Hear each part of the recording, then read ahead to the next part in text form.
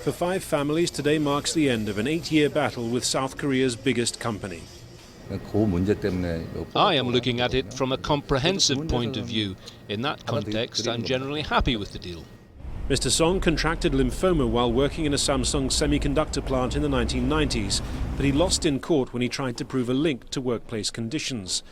Under the terms of the deal, Samsung apologizes for his and his colleagues' suffering, provides them with an undisclosed financial settlement, and signs up to a series of preventative measures aimed at improving safety standards.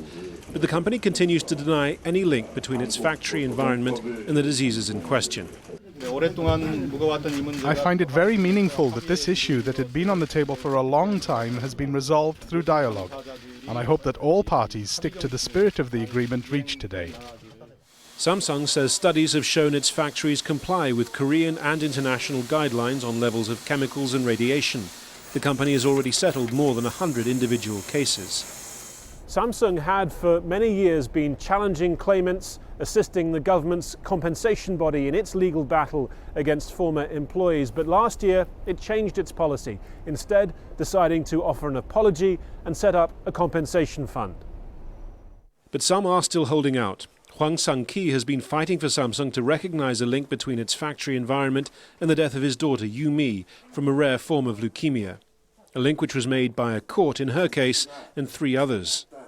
Hwang and his fellow campaigners have signed up in support of Samsung's new preventative measures, but aren't accepting the company's money or its apology. Until Samsung consults with us about the apology and compensation, we're going to continue to protest outside Samsung's headquarters. Samsung may wish to see this as the final chapter of a long and damaging battle, but for Mr. Hwang, who's become very much the public face of that fight, it's not over yet. Harry Fawcett, Al Jazeera, Seoul.